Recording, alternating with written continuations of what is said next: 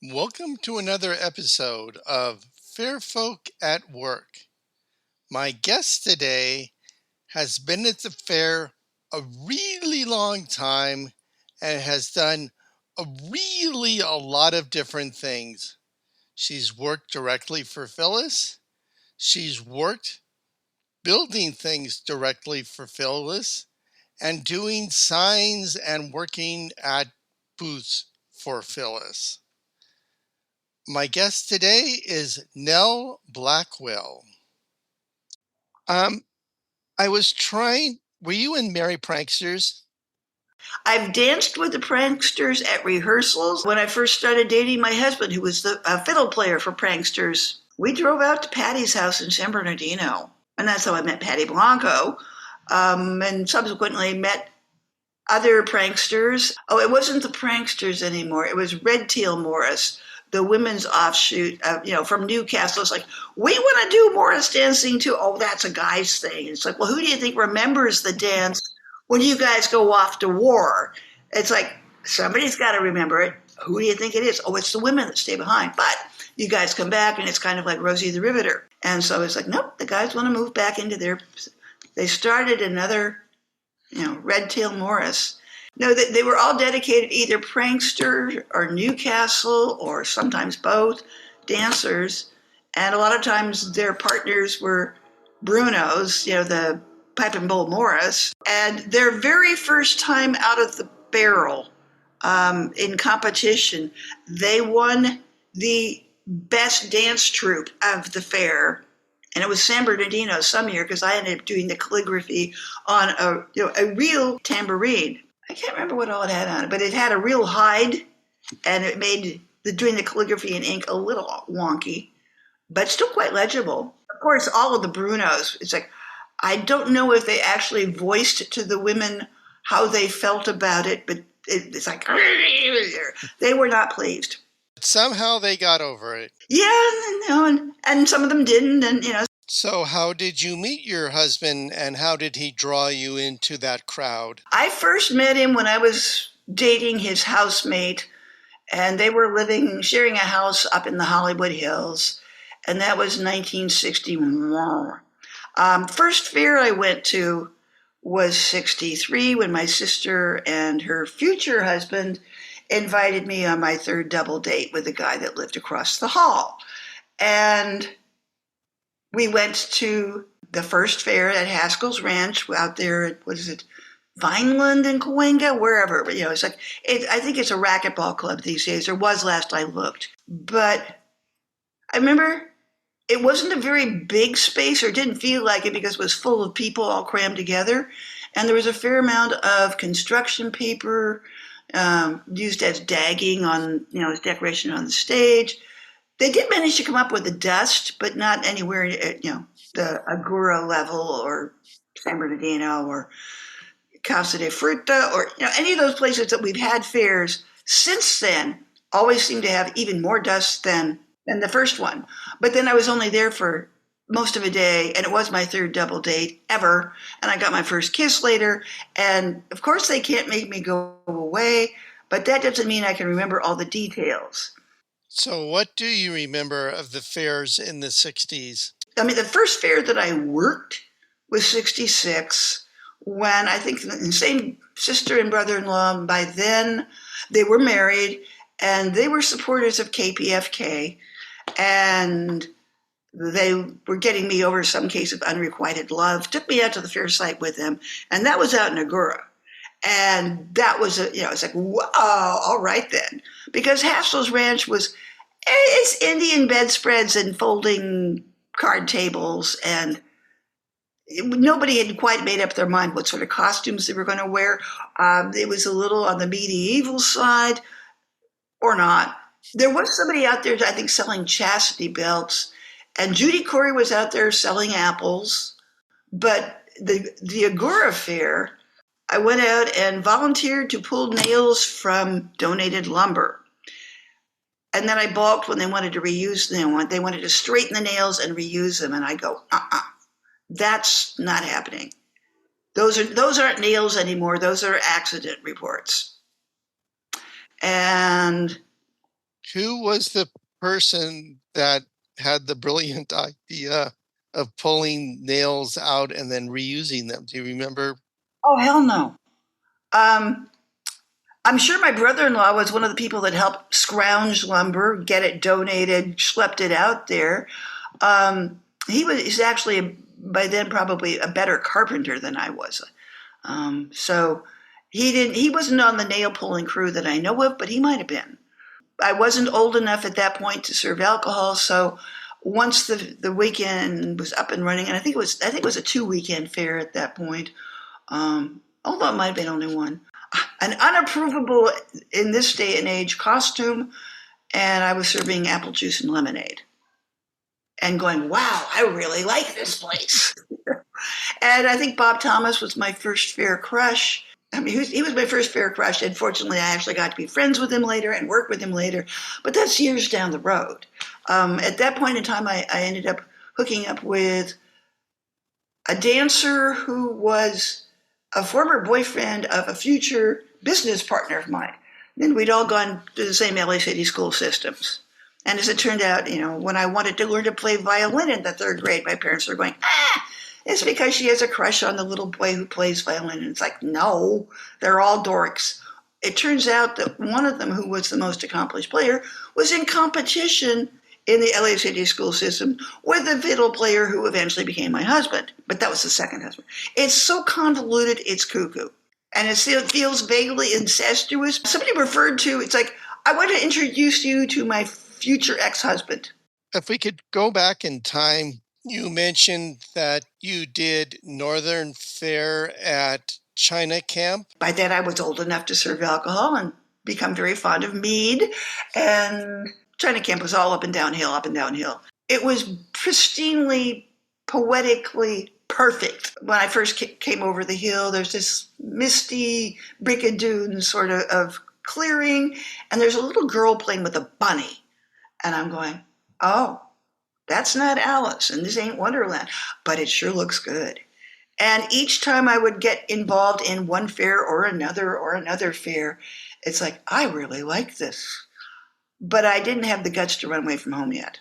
And we went back to Southern California. And what sensation do you most associate with those early years at fair? I mean, colors or the sounds or the... Mostly sounds and tastes. Moolah chai, moolah mud. I didn't take to moolah mush right away, but Manny's quail booth. It was a quail inn. I, at that point, was not a great sign painter, and I sure wasn't working for the company. But I was swapping Rick LeChevre and the tobacco booth. I made a big banner with a cigar and a pipe, and Jerry the Tinker, who was there maybe a year or two. My first legit I've got a pass was in association with the Twilsy Wop game, the hitting people with the pillows on the logs. Whoever signed the paperwork with the company was the older brother of one of my musician friends. There were musicians, there were welders, there were wannabes, there was a film student who was also, he was an even better cook than he was a film student. We'd do our Twilsy Wop thing by day, which was our excuse for hanging out. And then we would put together a long line of, kerosene stoves. And the rest of us would just line up and we'd chop vegetables and Stu would fry things and we'd do this and we'd do that. And once in a while there would be what we referred to as a pot roast, which was basically a spaghetti sauce that had been heavily laced with greenery. That was, it wasn't legal, but so back then. If I can extrapolate from that story, you got involved with the people working at booths, and that was your sort of day job at fair, and then nighttime you worked on a food crew and having a good time? Yeah, and because there were so many musicians in our crew and friends of friends, and it's like, well, he's actually, I don't know if he's getting paid, but he actually has a gig at the fair. Ronnie Wilson, the drummer, who was that cackling laugh at the beginning of Wipeout with the Ventures. Anyway, Ronnie was one of our buddies. And do you remember ever meeting Phyliss or being told the rules of fair or what the sort of philosophy of the place was? Or I did meet Phyliss in 1966. I went to a production meeting at the house on Lookout Mountain. And unfortunately, on the way back from that, some lady in a huge American car turned left in front of me because she didn't see me coming in my little Volkswagen. Because I no longer had a working vehicle. It's like, well, I didn't do any more production meetings. I don't recall that I did a whole bunch more at Fair unless I could catch a ride with somebody else. And that was in 66. But that summer, Phyliss and Ron both taught at it was Idlewild School of Music and the Arts, Isomata, up in Idlewild.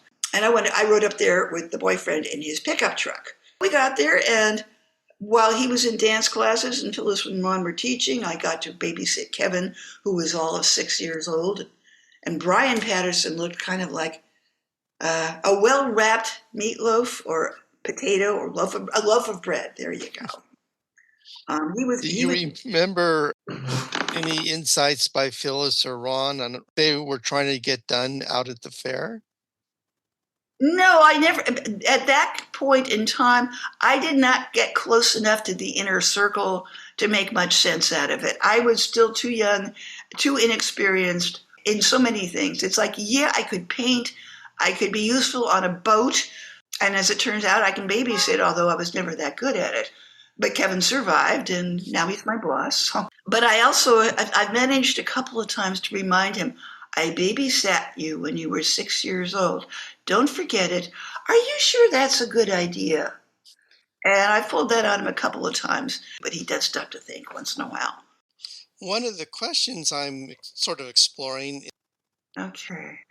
Well, it took years. I would go hang at the fair. I would do calligraphy for Gino Schiavone, had Dials and Son, and his then partner, Kate Christoon, did marbled stationery. And I met Gino through Kate because I think I met her in Topanga. Hey, it's a long time ago, and a lot of those brain cells, if they're still with me, are pretty lopsided. But, I met Billy Scudder because he was living next door to a coffee house friend. There were only 2 Scudder daughters then. There was no Taryn yet. The guy who eventually became my second husband worked with Billy as a mime.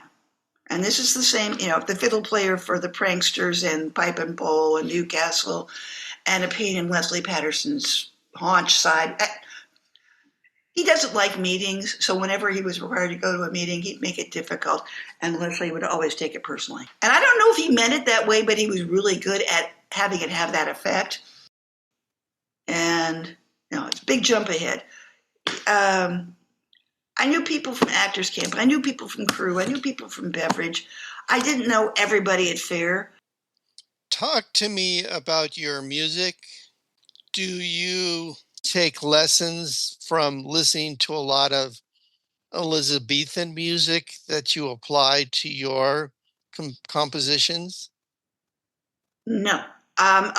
Music was my first love, but I have always absorbed music by osmosis up until my very early 30s when I said, I know I'm a music junkie. I'm tired of being dependent upon other people for my fix.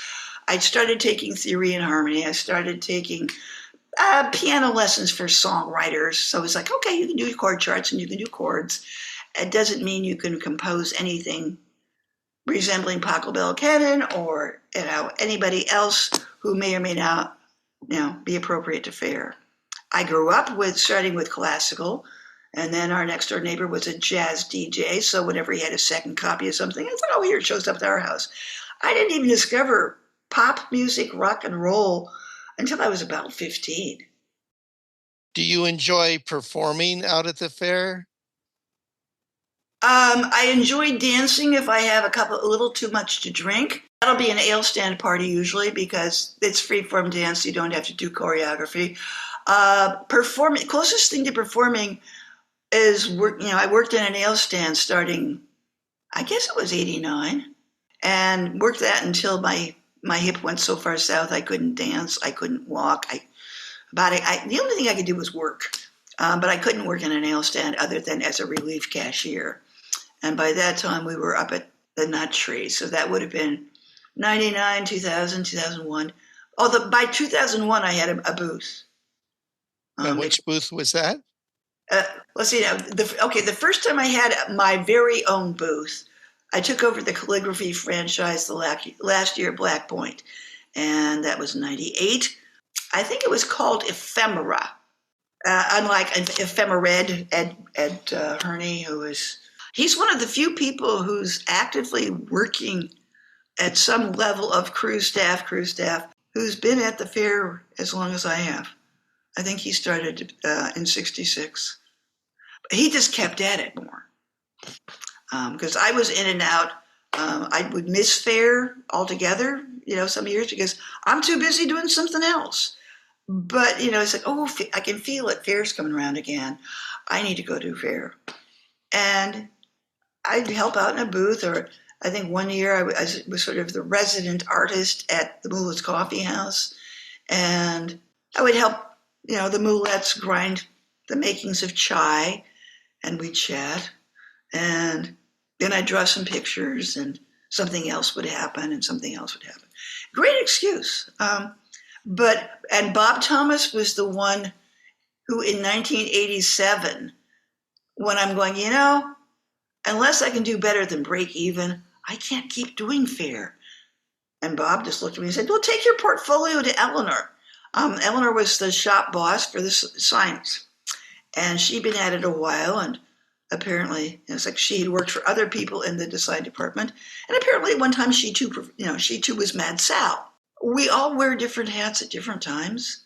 But she saw my portfolio, and she saw that I knew more than two different fonts or hands for calligraphy. And she went, I'm going to hire you to do the calligraphy, because she was burned out. And I will teach you to be a sign painter. I'd been an art major in college, even though I dropped out twice. Unfortunately, the art classes were usually 8 hours of class a week, plus homework. And you only got 2 units of credit. This was way back in the day. And so I could never manage to get enough blocks of uninterrupted 4 hours. And so, well, one could say that you got the practical experience out at fair. Did you ever work as a calligrapher, sign painter outside of the fair? yeah, part-time. I mean, I got out of college, and they said, do you type? And I went, no. But I can do 10 key editing machines. I knew that people working in accounting made better money than clerk typists. And I was smart enough that I was able to pick it up, and I, worked office jobs and a lot of part-time jobs doing that or something else useful, while I got together the practical experience of, okay, how do you do business cards, brochures, flyers? I did do an album cover back then. Well, actually, the inside of a double cover. So given that the album didn't sell well, very few people saw my art, but I did get paid for it. I ended up doing a lot of work for people who were trying to do good, healers, musicians, actors. It's a couple of friends who, instead of sending yet another 8x10 glossy to a potential job, they'd have me do a still shot equivalent, only it would be a drawing and an excerpt from whatever movie or show on TV they'd been in. And what a great idea. Yeah. And the drawings were based on photographs, and they were usually based on the photographs that were in the 8x10 glossies, but I would reduce them down to where they could be a single cell, some supposedly ongoing graphic novel, cartoon, you name it, and would, create, he was a prisoner, he was a bad guy, he was a doctor, he had a mask, he was a this, he was a that. You take the context out of the full context, and there's, so-and-so, and the name of the person who you're doing this thing for. The guy I did this most frequently for said, yeah, I actually got some jobs out of that. And in a lot of cases, even if I didn't get the job, they still had the postcard stuck to their bulletin boards. So, was there something working out at fair which can be characterized, I think, as a somewhat freewheeling and open atmosphere that informed your art, your commercial art? that's hard to pin down because I usually did what was in my face. It's like, next. And it was creative problem solving, and sometimes it was on the fly, and sometimes it's like, oh, I actually have a chance to think about this. They kept me as an overhire the first year that I was doing the calligraphed for the posting boards, letting people know what was appearing at the stage. But I also, what the sign shop called the fudgesicles, which were on the way into the fair from the parking lot. They looked like giant fudgesicles, and they were heavy. We put parchment calligraphy stuff. Would you be a peasant? Would you be a merchant? Would you be the queen? Would you be this? Would you be that? And I thought of those as like a visual timeline. and at some of the fairs, maybe because I was already there or wasn't paying attention, I don't know if we used that for the Agora Fair, but what we referred to as Burma shaves. Rather than mounting parchment on a big signboard, we would, paint it on plywood. And the first year out in San Bernardino, I had to do a whole set of those. And I came up with my own hand that is like, it's believable, it's doable. And my boss said, works for me, go for greatness. Because she also had to ride me repeatedly. It's like, wonderful is lovely.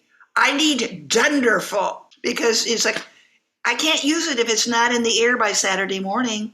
But I had been trained differently, and it took me quite a bit of time. Actually, it took me until I was shop boss to finally understand, what did Eleanor mean by that? Well, you delegate, you give jobs away. It's not your job to paint all the signs. It's your job to see that all the signs get painted.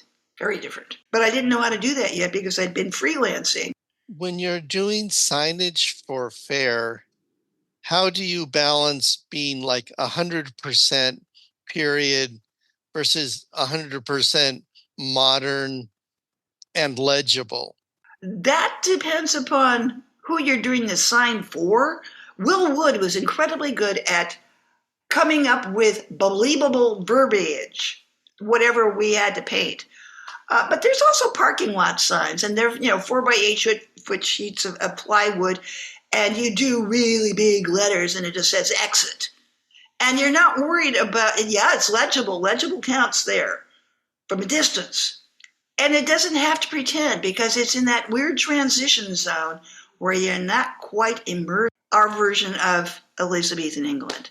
And we've taken all kinds of liberties with what that might mean. It was pretty loose to begin with. By the time I ended up working for the fair in the sign shop, getting a paycheck every 2 weeks, what a concept.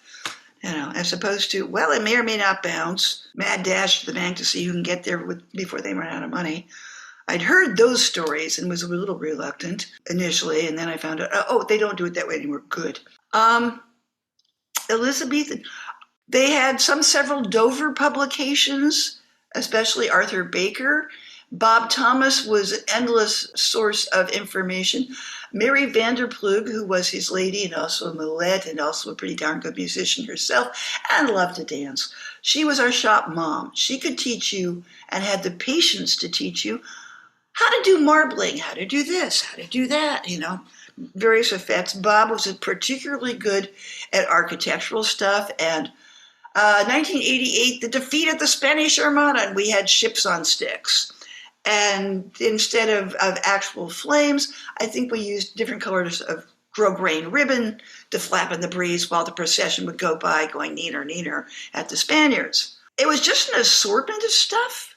They kept me on because Bob had done the cartoon of a 28-foot mural, early stages of the fair. And so it's like this 28-foot long coloring book, because he'd do the outlines, but the faces aren't really all that clearly marked. Sorry to interrupt, but how did being outside in Agora or wherever affect your sign painting and mural painting projects? It's hard enough to get the paint to dry, not smear. Acrylic paint, it's not flammable, but sometimes it's like, well, out in San Bernardino especially, it would dry so quickly that you couldn't get it out of your paintbrush onto what you were working on fast enough. But then, it's like, and it was also sometimes tried to snow later in the same day or earlier in the same day. San Bernardino was our lovely little vortex of garden of weather. Agora was more consistent. It was either all mud with wildflowers or hot. And I can't say which is better for as far as painting goes. It's like, well, if it's a little too damp, that's why they invented electricity and hair dryers. Do you have any fond or not so fond memories of burlap? Um, I didn't work burlap ever. Somehow I managed to get around that and all the carpal tunnel syndrome that mostly women working burlap, the canopians, the burlapians. I did write a poem dedicated that I think it showed up in the Buck and Mug at some point. And I was out there when they raised the canopy over the Serpentine in Black Point. And I was gobsmacked impressed that all of the work, I think Hardy Bartholomew somehow ended up working with Jenny Brewer that afternoon only. I don't know. Heidi is not known for being an Amazon, maybe mentally and socially, but she's not somebody who you're going to turn loose on rigging very often. Whereas, Jenny is like, oh, she's her father's daughter. And I'm impressed. I'm still impressed by Jenny and what she can pull off physically. I can remember Sherry and Hefe's crew up on, with the vats dyeing this stuff. And I can remember the women on the ladders with their shoat ringers getting their carpal tunnel syndrome. And then when we were down in San Bernardino, my husband and I, Brian, and I used to lure the ducks under the canopies after a rain because it would drip, drip, drip, and the newly dyed canopies would lose some of their color. Ducks would become tie-dye ducks. Did you ever work on the program or the map? No, I don't think I did. Gemma has done some of the maps recently. Gemma, she started working in the sign shop the year after I did. And she's bailed me out repeatedly. She's forgiven me repeatedly for, it's like, I didn't know what I was doing when, Eleanor had gone off and gotten married. And at some point, relatively on, she said, I'm going to train you, do my job. And it's like, I just want to be a paint monkey. I really don't want to be an admin of any kind. And so she tried it with Mary. Mary can do anything that is required of a paintbrush. And she can be endlessly patient with teaching people various aspects of sign painting. But please don't make her do meetings where there's this Machiavellian undertow. When I was actually on staff for less than a year because it was after Bob and Mary left. Let's get back to what were your favorite parts of fair? And, try to sell painted stuff, calligraphy, your name and its meaning in calligraphy, stuff like that. And it's like my favorite part of those fairs was designing and building the booth and the time between weekends. Because it's like, oh, if it's down there in the Heart of the Forest Fair in Santa Barbara Hills, there's Red Rock. There's a place to go swimming with the other people from crew. There's this and that. And there's commission work. So I'm painting between weekends. And Kevin would actually promote this. He'd go around and check with the various booth owners. Do you have all the signage you need? And he would hand signs off for me to do. Did you enjoy interacting with customers at coming to your booth? And did you have a typical line of patter regale them with? Mostly because, and especially at Dickens. Well, at Dickens, I got parked next to Bruce Bramson's Coin Strike, which, when the weight drops, and unfortunately, because it was tucked in a corner, and I was right next door as kind of a carbuncle on the flank of Cuthbert's tea shop, the floor would bounce. And the echoes of the sound of the coin strike would bounce off that corner wall where they met. I'm trying to do calligraphy here. And bless his heart, Bruce would go, striking! And whoomp. Whoever, I think it was Bronwyn, was washing dishes in the back of Cuthbert's, and she'd go, well struck, sir! And I'd go, inking! And, and pretty much every fair, that's an awkward place to put me. I'm right opposite Giant Strike, which is, Rope Joe's thing, with the Garden of Earthly Delights and a couple of the hit it with the sledgehammer and see if you can ring the bell that's the one-eyed dragon. And the guys who weren't actually doing it would line up in front of my booth with, I don't know if they were football players, big guys, with their arms crossed. And it was like they were protecting my booth from the rest of the fair. I had friends who would be looking for me and go, where's your booth? It's like, it's where it's always been. It's down across from Giant Strike. Well, no wonder I couldn't find it, And I went through a lot of that. What did I like, didn't like?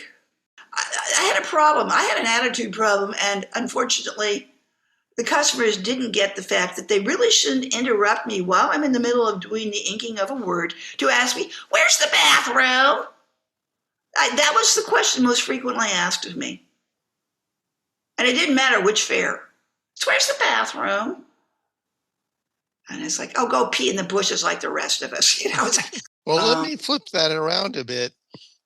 When somebody came to you and said, I would like to work at your booth, could you tell pretty quickly if you're going to hire them? If they would come to my booth to ask if they could work for me, they were already too late. It's one of those things that it filters through fair grapevine. I mean, while you're doing workshops, while you're in pre-production, somebody that you've heard of who it's like, well, so-and-so paint signs. Have you seen what they do? It's like, you were talking about using water-based paints versus acrylic paints. Could you elaborate on that? We have to deal with a water-based paint because of its flammability, its toxicity. Oil-based paints take too long to dry. We've got to do stuff that we can just keep going. And so, I got to do murals at some point. Did a 3-panel mural for one of the caterers. And apparently it's like he still has it. He's an executive chef in Las Vegas. And he used it. Something for kids, cooking in the Elizabethan style. And so we used my mural of Bruegel's Peasant Wedding. And they used that as a backdrop. And it's like, oh, it's one of the few times I've had to have a signed contract for anything. I can ask another question.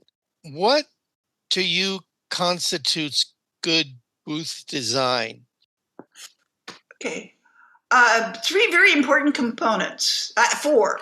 Okay. It has to provide shade. It has to be able to display what I do or anybody does to where people want to take a closer look. It has to have a counter somewhere between you and the public, and it has to have a back room because you do need to go hide. Or just store your stuff. Or allow a friend who's got a migraine or just avoided heat stroke, go lie down on the bed back there. I've used an assortment of things. One of my booths looked kind of like a 2-masted schooner in that I sank 2 10-foot tall 4x4s in holes that they augured for me. And then I ran rigging and a whole bunch of canvas. It was adequate. It was the heart of the Forest Fair when it was at Stafford Lake in Novato. But probably my favorite fair was Heart of the Forest in the Santa Barbara because it was the most like the old Agora Fair. And they stuck all of his old farts with booths, Billy Scudder and the Trifle booth and Pam and a bunch of other people that, it's like we were in the back row. We'd been doing fairs like in different capacities. It's like, Billy used to be able to jump off the balcony as Arlecchino. And he gets to do the Oregon Country Fair. It's like, a lot of us who used to work the fair back in the day have found slower paced places to go to where we can still indulge our imaginations, have fun, meet up with old friends who are also in the same boat. This is going to sound like it's, I think, an amateurish question, but do you have favorite colors or favorite color combinations that just seem right to you somehow? Well, I've developed my palette sense to suit the fair over the years. The problem I have is there are certain colors that don't go together, and they make my teeth cringe. And what are some of those? Oh, well, anything fluorescent. I mean, we were lying in wait because, God, I remember Eleanor saying, and in 5 more years, the alchemists will have discovered something that makes fluorescent paint, and I can hardly wait. And then, of course, we dialed the clock back to, 10 years previous. So we never got to fluorescent paint. We didn't get to do that. Some of the lettering styles, not to name names, but there are plenty of people whose booths at Ren Fair looked like Art Nouveau. The lettering style, the illustrations on the signs. So Marketplace, there's usually a couple of mostly women in charge of that. And we have put out style books, guidebooks for use these colors for your booth. Use these materials. There's suggestions. And Don Carson was very good about doing sketches, that he would do a lot of his drawings by hand. And I still have a few scraps of those. Whereas now it's like all of his signs are designed on computer, and I really like the illustration. But what was he thinking? Why is the most important word on that sign? I don't think so. But, and it's like, yeah, I get to make some judgment calls, and a couple of times I've been wrong. Second guess a boothie that has commissioned me to do a sign. I've had 3 signs rejected altogether.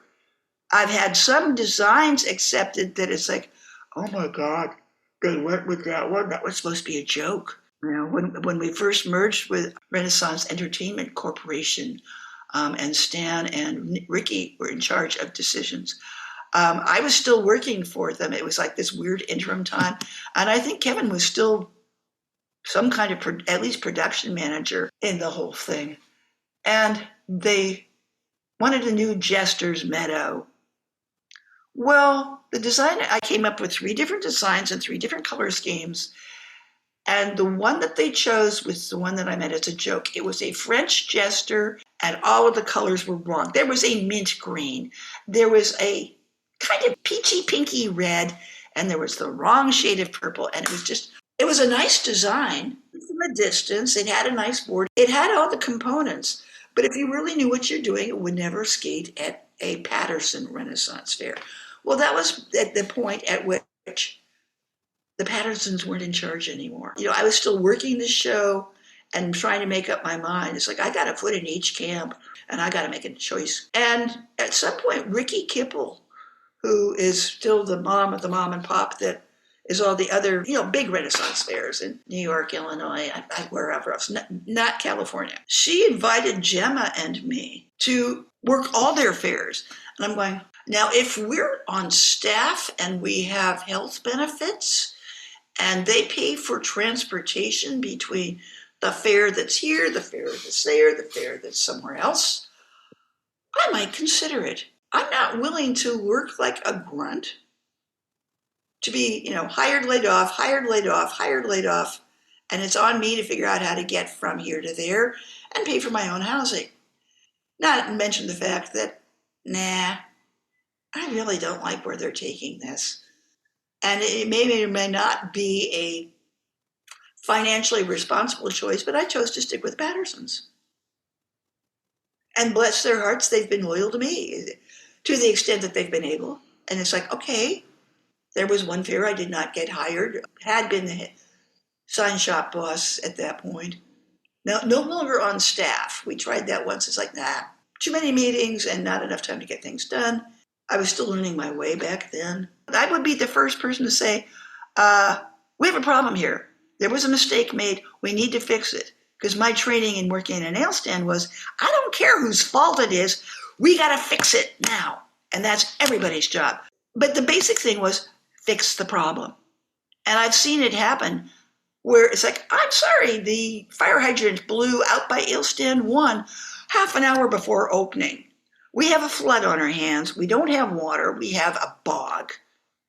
And it's, and it's part of the peat bog that will, if you don't drop cigarettes out there, they will smolder until you have yourself a peat fire. Fortunately, most of our carbon conditions, because most of the crew has been trained to deal with them, we all, every season that we get back to Black Point, we'd have a review course. So being on crew, it's weird. Yeah, there's a lot of fun, but it's try to have fun responsibly, the way that you don't get hurt, you don't cause somebody else to get hurt, and if somebody gets hurt, you know what to do about it. Or you cover it up until you can get them off stage and a tourniquet on it and go, that was wasn't that funny. It depends upon the situation. Most of the people there are really good at ad lib and make it up as you go along and do it fast. For the theatrical people, there's kind of the same thing. It was just roll with whatever happened and just do it louder, faster, funnier. You then do the ta-da, wasn't that fun? Yeah. Kind of thing. Yeah, well, okay, maybe that's one of the primary distinctions between the performing arts department actors and the design side of things, in that theirs is faster, louder, funnier. Those are three things that you got to have in place. Three things. With sign painting and a bunch of other stuff where it's like, oh, carpentry, building a nail stand, this, that, the other. If there's an actual prop that needs to be built, or it's like good, fast, cheap, pick two. And I was never fast. I've gotten to the point where I'm half-assed. I'm halfway there. But good and cheap. I learned to get better. I'm not as cheap as I was. But, it's a weird trade-off. I've workshop in the woods. That's a beverage. I actually was co-assistant manager, and then they forgot to take me off the payroll list. That gave me an extra 50 cents an hour for about a year, and I didn't tell them. So I got overpaid for being another beverage person. Served sodas. Was assigned to Snooty Wines, the Royal Oak, which is, it's how to teach customers the word anomaly. Because at fair, 6 out of 7 ale stands will be selling red, white, pink, comes from a hose in the wall. We have little bottles with names and birthdays, and they come in little bottles because they have big prices. There were certain people that's like, no, you want Watney's, go uphill, go downhill, but go away, we don't have it here. And others, it's like, oh, yes, Captain Raleigh is back, or Captain Drake is back, or I know she's a paying customer, but that costume is close to authentic, and she carries herself well. And I remember she likes White Zinfandel, so there you go. They have favorite servers, we have favorite customers. It works out pretty well. Mm-hmm. And some of the guys from court would come over. So it's early in the morning. I'm opening at 10, and the only people who are drinking are the members of court, or the people who are still hungover, or whatever. We don't have any customers that far up the fair yet. And they come over and they do, court shtick with me. And invariably somebody would trip and fall nose first into my bodice. Thank you, Stephen Overstreet. I used to swap signs for clothing because I very seldom had the time to make my own clothing when I'm busy doing commission signs and all that, and sign shop stuff. Because we had access to people who needed signs. It's boothies. And in certain instances, it's participants who want a special calligraphed what's it to go to their sweetheart or their sworn enemy. I did a lot of work for Deborah Doyle was Elizabeth, and Don Kelly was head of Celt Camp up at the Stafford Lake Fair. Fortunately, I had an assortment of cards that were repurposed artwork that I had used from previous clients, but they would fit at fairs. Like, yeah, here's a portrait of Elizabeth, here's a portrait of Shakespeare. They both have little speech bubbles over their heads. And I'll fill in the blank if you like. And then I'll keep on writing on the inside if you like. And I'll do it in, which hand did you want me to use?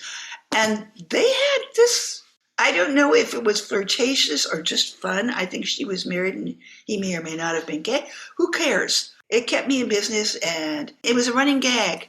It's nice when you can do one of those. And some of us got so far into the make-believe that it became more real than anything else we ever knew. And less problematic in many respects. It's kind of funny you say that because I've been talking with a lot of the people on the actors side, like Billy Scudder or David Springhorn. And what they loved about Fair was that it was a created environment that once they were in it, they felt like they were in complete control of it, unlike other parts of life they could be in. I had done work for boothies. I'd been part of a booth or two or three, but no credentials to cover that, no passes. I was just there. And they either chose to ignore my presence or I blended in well, but they couldn't make me go away. And it wasn't until 1987, so it's still, that's like 37 years, that I've been painting signs, with 1 year's exception being when they hired Karl Jablonski, who license plate said Mowski, because he used to be one of, if not an Imagineer, he worked for Disney. I don't know what he was expecting of us, but cheap Disney is an oxymoron, and we've always known better than to attempt it until he was in charge. He picked my brain while we were still at Black Point, and then hired somebody else who was, I don't know if she was a quadruple Scorpio, but somebody fresh out of College of Marin with some really good new ideas and techniques and things. No on-the-ground experience. He put her in charge and left me back at Black Point. Lucky me, it's like my husband, besides playing for the dancers on the weekend, is also playing fiddle music for the workshops in the woods. And Linda Underhill hired me. What would you like to teach at workshops, Nell? And I'm going, what you got? And I'm going, well, I bet you I could teach knot tying from a nautical standpoint. When I gave that up after 2 or 3 years, or somebody else who used to herd cattle and sheep, he taught the same knots, but he had a whole different context into which those knots fit. And I don't know that I have ever felt like I could control anything more than my paintbrush. And for a while there after chemo, it's like, no, I can't even do that. And I fought my way back to being able to paint signs some more. And I'm still not really thrilled about my calligraphy, which is, it's a pen and it's ink and there's no net. With paint, you can kind of blur it out and paint over it or sand it down and repaint it. With ink, you screw up, you throw it away and start over. You pick up skills, whether you mean to or not. I did get damed the last year we were at Black Point. I had heard that, oh yeah, they knight you and then just before they fire you. And I'm going, oh, well, they didn't fire me. I barely made it to the court glade up by the center of the universe because they were expecting me, but nobody had bothered to notify me that I was supposed to be there. I'm still working in my booth. Well, I think I'd like to sort of, if you could come up with a summation statement, like, I'm not done yet. I mean, it's like, I may be out in the outpost, the sign shop.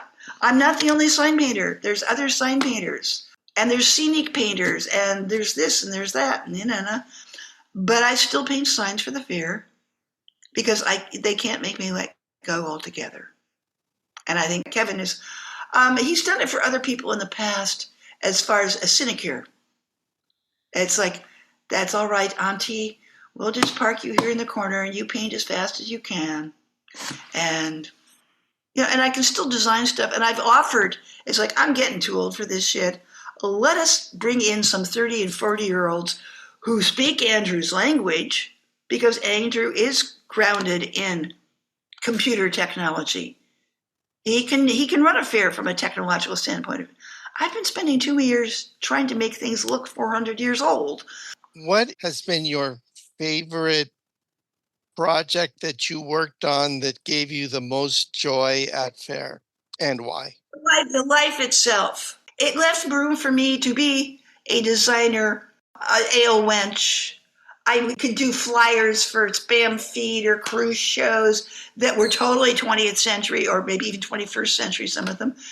And I got to meet a lot of really cool people because everybody needs a sign. And so if you're an actor, you tend to hang out mostly with other actors, performers, people who show up backstage at the stage you perform at most often, or the ale stand you hang out at.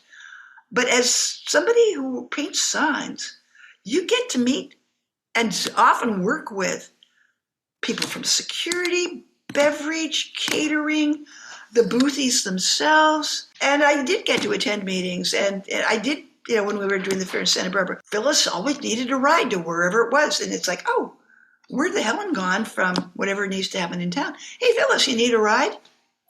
And so I would get to hang out with Phyliss And, okay, there's going to be a beach picnic up the road. And, Phyliss would ride in the front seat of my truck with me. And I did get to talk to her. And mostly I got to listen to her, but that was part of our relationship. Phyllis's job was to inspire all of us, and she did her job magnificently. Sometimes she would make you want to tear your hair out, and I've heard stories of, oh, Phyliss wants what?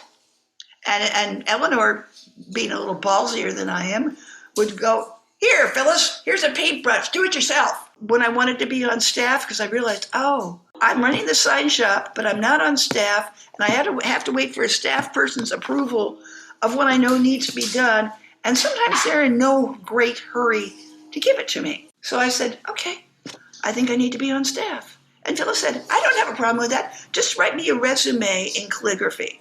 And I'm going, okay, she wants a calligraphed resume. She's going to get it in poetry. She's going to be rhymed. It's going to be my whole history. You're too old for a brat, too young to drink beer, first fair and first kiss at 15. And it goes on for several more pages, all in calligraphy, and I got the job. But that not the best use of my skills.